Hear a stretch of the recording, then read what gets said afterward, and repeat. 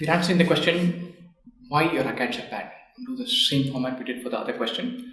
Effectively, try to answer this question is how I answered in 2001, and then see how it could have been answered slightly differently.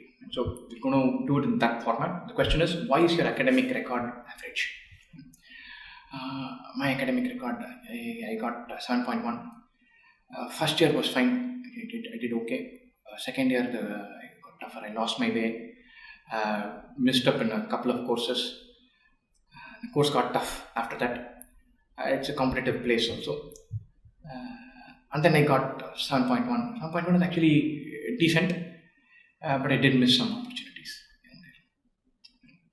That's how I would have answered, and probably did answer in a number of interviews. Right? So, one important point about this question is, for many students, it's running in the background, and many interviews won't ask you this. So don't continuously be paranoid about this question. It might not happen.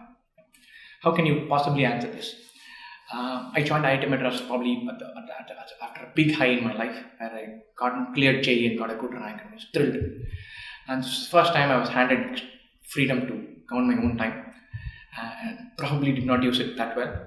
I took a lot of liberties with the extent to which I had my freedom. So I played a lot, I enjoyed a lot, I did many different things, and was not just academically focused. And that's probably the most intensely competitive environment I had been in my life, and I underestimated it a little bit. Right?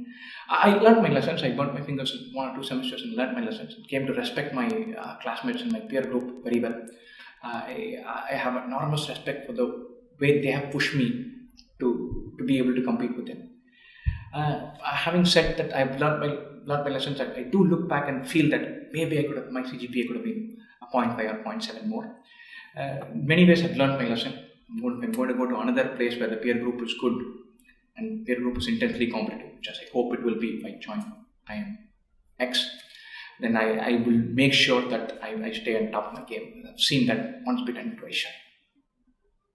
So, remember, this question is not a confession. I don't want you to say, this is all my mistakes. I don't know, I'm doomed. You don't have to use phrases like, I lost my way. You didn't. You made a mistake. You're 17. That's what you do. They're not looking to point fingers at you and say, you are bad. They want to say, if I ask him a question and say, look, it seems funny. You have a good record, you've lost it a little bit. What happened? So they're putting you on the back foot. It's up to you. It's not upon you to say, look, it's not the end of the world. I did a couple of things. It didn't fall in place. Then I recovered and I learned my lesson. So it is not all spin. You must believe a lot of what you're saying. Otherwise, the answer will lack conviction. But this is probably what you're thinking. So back yourself and communicate that answer well. I've made some mistakes. I'll not make them again. Give me a chance. That's your pitch. That's your theme. And have good conviction in communicating that. Sometimes, very often, looking back and saying, I made my mistake, it looks like a confessional statement. It shouldn't be. It need not be that way. Go in with the belief. I made a mistake. Big deal. I'll recover. So convey that aspect rather than looking back at the past. All the best.